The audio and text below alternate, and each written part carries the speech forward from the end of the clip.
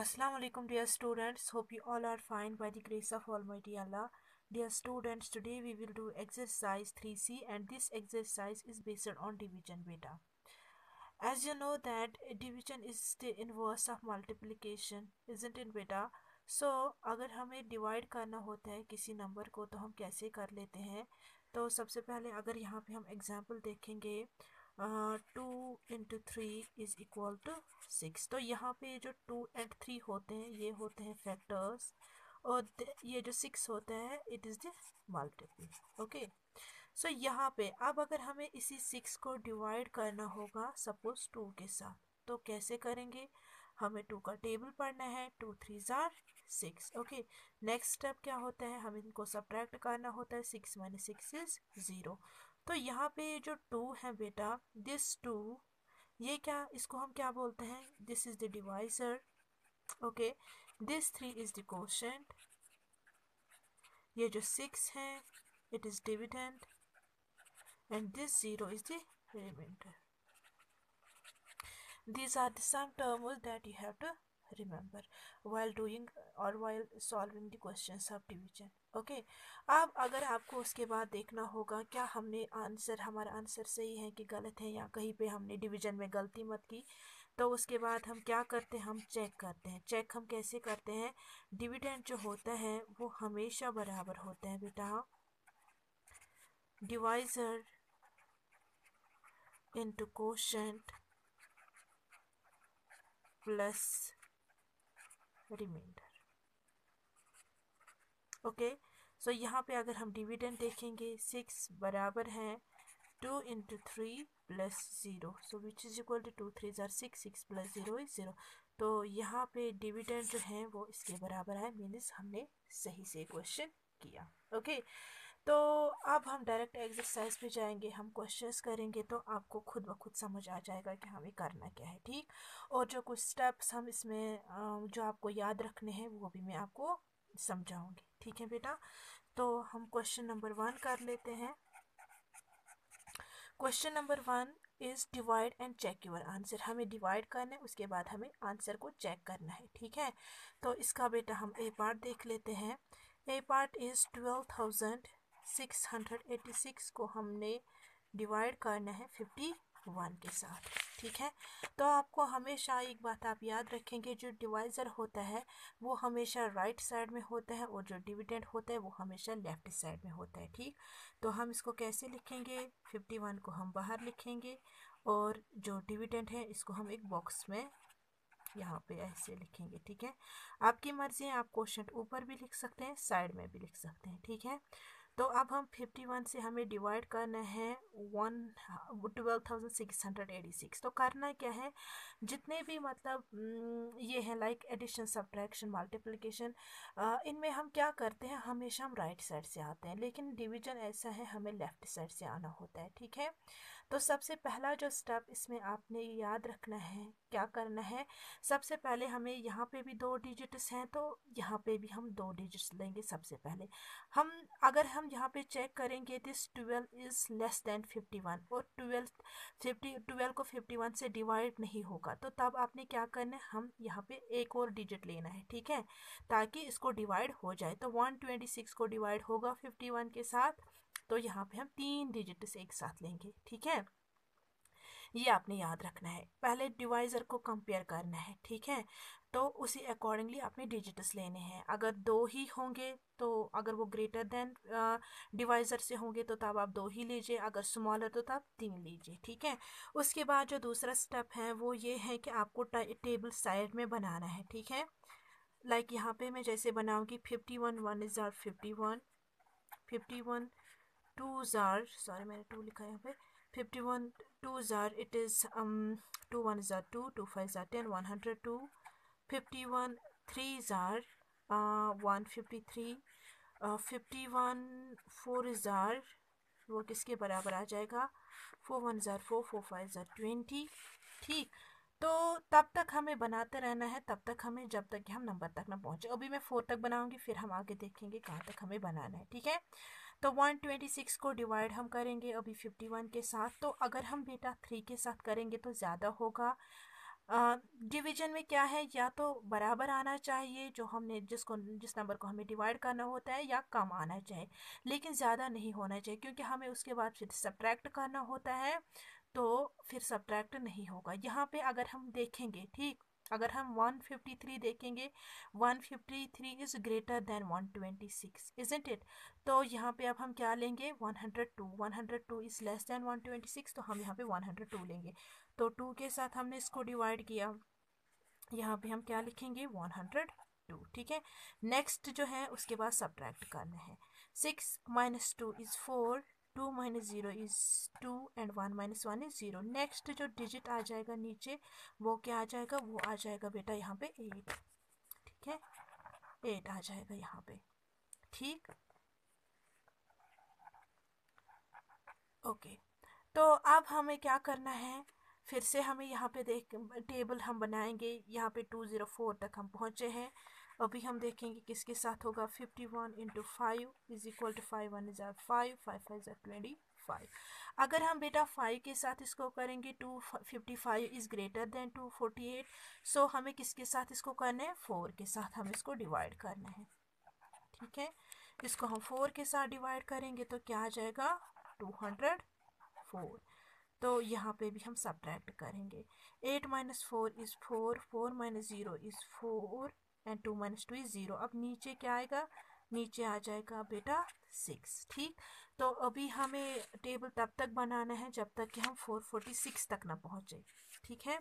So 51 into 6 is equal, 6 1 ज़ार 6, 6 5 ज़ार 30, 51 into 7 is equal to 7 1 is at 7, 7 5 is at 35, 51 into 8 equal to 8 1 is at 8, 8 5 is at 40, 51 into 9 equal to 9 1 is at 9, 9 5 is at 45। अगर हम 9 के साथ इसको divide करेंगे, this 459 is greater than 446, isn't it. So हम अब किसके साथ करेंगे, 8 के साथ इसको डिवाइड करेंगे, ठीक है। तो हम इसको 8 के साथ डिवाइड करेंगे, तो यहाँ पे हम क्या लिखेंगे, 408, ओके। तो यहाँ पे इनको सब्ट्रैक्ट कर लेते हैं, 6 माइनस 8 नहीं होगा, हम यहाँ से एक बोरो लेंगे, ये बन जाएंगे 16, 16 माइनस 8 इज़ 8, और यहाँ पे कितने रह गए, 3, 3 minus 0 is 3 and 4 minus 4 is 0। तो यहाँ पे अगर हम देखेंगे, this 51 is divisor, this 12,686 is dividend, ये मैं कैपिटल डी से यहाँ पे डिनोट करूँगी, this 248 is quotient, this 38 it is the remainder, okay. अब हम क्या करेंगे, अब हम चेक करेंगे कि क्या हमारा आंसर सही है कि गलत है। तो अब चेक कर लेते हैं, हमें पता है डिविडेंड बराबर होता है divisor into quotient plus remainder, ठीक है। तो डिवाइजर क्या है यहाँ पे, 51 into 38, sorry 38 is remainder, 248 is quotient plus remainder is 38, और डिविडेंड क्या है 12,686।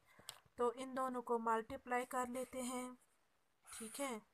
तो यहाँ पे मैं साइड में करूँगी, 248 को हम मल्टीप्लाई करेंगे 51 के साथ, ये आ जाएगा 248, फिर आ जाएगी मल्टीपल की symbol, 5 8 is 40, 4 is carry, 5 4 is 20, 20 plus 4 is 24, 5 2 is 10, 10 plus 2 is 12। सो 8 4 6 12। तो यहाँ पे जो इसका प्रोडक्ट आ जाएगा दैट विल बी 12,648 प्लस हमें 38 करना है, ठीक है। तो वो देखते हैं वो किसके बराबर आ जाएगा, 8 plus 8 is 16, 1 is carry, 4 plus 3 7, 7 plus 1 is 8, 6 ऐसे ही आएगा, 2 भी ऐसे आएगा, 1 भी ऐसे ही आएगा। अगर हम चेक करेंगे यहाँ पे जो डिविडेंड है दैट इज़ 12,686, और जो हमारा आंसर आया वो भी क्या आया, 12,686। दैट मीन्स हमने सारा कुछ ठीक से किया है, हमने कहीं पे कोई गलती नहीं की है, ठीक है। तो ऐसे ही बेटा आपने ये क्वेश्चन सॉल्व करने हैं। ठीक। तो अब हम उसके बाद यहाँ पे जो बाकी पार्ट्स हैं बिल्कुल वो भी आपने ऐसे ही करने हैं, ये स्टेप्स आपको ध्यान में रखने हैं। उसके बाद बेटा ये आपको खुद ब खुद आ जाएंगे ये वाले क्वेश्चंस, ठीक है। अब हम इसकी नेक्स्ट एक्सरसाइज देखेंगे। नेक्स्ट एक्सरसाइज इसमें हमें क्या करना है, then say which of these you will use in your answer, give the answer। पहले सॉल्व करना है, फिर हमें ये बताना है कि हमें अपने आंसर में इनमें से क्या यूज़ करना है। क्या हमें कोशेंट सिर्फ यूज़ करना है, क्या हमें कोशेंट प्लस वन यूज़ करना है, या हमें कोशेंट और रिमाइंडर दोनों यूज़ करने हैं, या फिर हमें सिर्फ रिमाइंडर यूज़ करना है, या हमें सिर्फ quotient and remainder as a fraction use करने हैं, ठीक है। यह हमें इसी हिसाब से आंसर देना है, ठीक है। तो अगर हम इस एक्सरसाइज में देखेंगे यहाँ पे आपको रिमाइंडर एज ए फ्रैक्शन हम कैसे लिख लेते हैं, ठीक है। तो लाइक जो भी आंसर आ जाएगा यहाँ, ये हम क्वेश्चन में ही देखेंगे, मैं आपको उसी टाइम आपको ये बताऊंगी कैसे आप ये लिखेंगे, ठीक है। तो इसमें पहला पार्ट देखते हैं। First one part is Arjun has to pack 56 pastries into boxes of 6 pastries each. He has to pack all the pastries. How many boxes will he need? तो यहाँ पे हम देख लेते हैं हमें क्या करना है। तो अर्जुन को क्या करना है, अर्जुन को 56 पेस्ट्रीज करने हैं पैक, किसमें, बॉक्सेस में इनको पैक करने, लेकिन हर एक बॉक्स में इसको 6 पेस्ट्रीज रखनी है। हमें बताना है कि इसको फिर इसको सारी, लेकिन इसको सारी पेस्ट्रीज पैक करनी है, कोई भी नहीं छूटनी चाहिए। तो हमें बताना है कि इसको कितने बॉक्सेस की ज़रूरत है। चलिए देख लेते हैं exercise 3D question number 1। Okay, तो हम सबसे पहले लिखेंगे टोटल नंबर ऑफ पेस्ट्रीज कितनी है।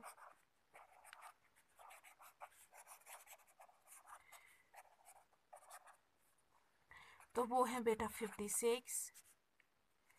तो हर एक बॉक्स में इसको कितनी पेस्ट्रीज ये करनी है, पैक करनी है, 6। तो वही हम लिखेंगे number of pastries in each box, या इन वन बॉक्स भी आप लिख सकते हैं, इज इक्वल टू 6। देयरफॉर अब हम देखेंगे टोटल नंबर ऑफ बॉक्सेस इसको कितने ज़रूरत है, ठीक है। So therefore number of boxes, आप अर्जुन नीड्स भी लिख सकते हैं या ही नीड्स। तो देख लेते हैं 6 से हमें क्या करना है, 56 को डिवाइड करना है, ठीक है। 6 9 हजार 54 है ना बेटा। तो इनको सब्ट्रैक्ट कर लेते हैं। 6 - 4 = 2, 5 - 5 = 0, ठीक है। इसको क्या, एक तो ये 9 बॉक्सेस इसको चाहिए, लेकिन 2 पेस्ट्रीज यहाँ पे बच गई है ना। लेकिन इसको सारी क्वेश्चन में ये है he has to pack all the pastries, इसको सारी पेस्ट्रीज क्या करना है, इसको ये पैक करनी है। तो अब इसको कितने बॉक्सेस, एक तो ये 9 बॉक्सेस, ऊपर से ये 2 भी पैक करनी है, तो इसके लिए एक और बॉक्स। तो इसमें जो यूज़ होगा ना वो होगा कोशेंट +1। एक तो कोशेंट 9 और +1 एक और बॉक्स इसको चाहिए, तो वही हम लिखेंगे। सो ही नीड्स, हाँ 9 means quotient +1 box to pack all the pastries, ठीक है। ऐसे आपने ये सॉल्व करने हैं क्वेश्चन। इसी तरीके से अगर हम इसका लास्ट पार्ट देखेंगे क्वेश्चन नंबर 5, जो बाकी पार्ट्स हैं वो भी बिल्कुल आपने ऐसे ही करने हैं।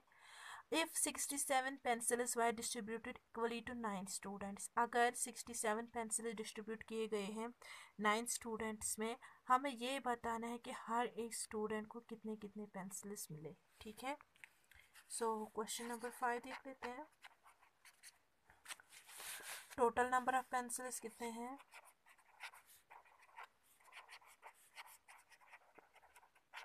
वो है बेटा 67 है ना।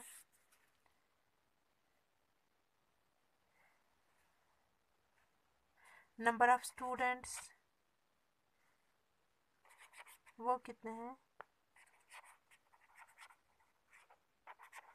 वो 9 है, ठीक है ना। तो उसके बाद हम लिखेंगे therefore number of pencils each student got, तो एक एक स्टूडेंट को कितने कितने ये मिले हैं, पेंसिल्स मिले हैं। तो ये हमें तभी पता चलेगा जब हम 67 को डिवाइड करेंगे 9 के साथ, ठीक है। सो इसको डिवाइड कर लेते हैं। 9 7 इज़ 63, है ना बेटा। तो इसको हम 7 के साथ यहाँ पे डिवाइड करेंगे, ठीक है। या 9 6 दैट इज़ 54, वो तो कुछ ज़्यादा ही कम होगा। 9 7 के साथ हम इसको करेंगे 63, ठीक। 7 - 3 इज़ 4, 6 - 6 इज़ 0। तो यहाँ पे जो क्वेश्चन जो है, how many pencil did E student gate, तो एवरी स्टूडेंट गॉट 7 पेंसिल्स। तो हर एक स्टूडेंट को कितने पेंसिल्स मिले, 7 पेंसिल्स मिले। तो यहाँ पे सिर्फ हमें बेटा क्वोशंट यूज़ करना है, only the quotient we have to use in this question. यहाँ पे मैं आपको ये भी हम देखेंगे कहाँ पे quotient and remainder as a fraction use होगी। लाइक ये वाला थर्ड पार्ट देख लेते हैं। The shopkeeper is arranging 28 laptops on shelves with 50 laptops on a shelf. How many shelves will be full, how many will be on the shelf that is not full. तो यहाँ पे हमें एक shopkeeper arrange करता है, उसको 28 laptop shelf पे रखने हैं, 5 लैपटॉप्स इसको हर एक शेल्फ पे रखने हैं, ठीक है। तो हमें देखना है कि कितने शेल्फ फुल होंगे और कितने शेल्फ जो ऐसे हैं जो फुल नहीं होंगे। तो जब हम 28 को 5 के साथ बेटा डिवाइड करेंगे तो वहाँ पे आ जाएगा 5 5 ज़ा 25। सो 5 शेल्व्स यहाँ पे फुल होंगे, ठीक है। और इसमें से मतलब एक शेल्फ जो होगा, how many will be on the shelf that is not full. तो कितने 3 लैपटॉप्स ऐसे होंगे जो कि किस पे जो कि मतलब शेल्फ पे होंगे लेकिन वो शेल्फ फुल नहीं होगा। तो अगर इसमें देखेंगे बेटा, इसमें हमें एक तो क्वोशंट भी इस्तेमाल करना है, दूसरा रिमाइंडर भी इस्तेमाल करना है, ठीक है। इसमें भी ये नहीं आया quotient and remainder as a fraction. चलिए ठीक है, अब आप ही क्वेश्चंस कीजिए, आपको उस टाइम पता चल जाएगा।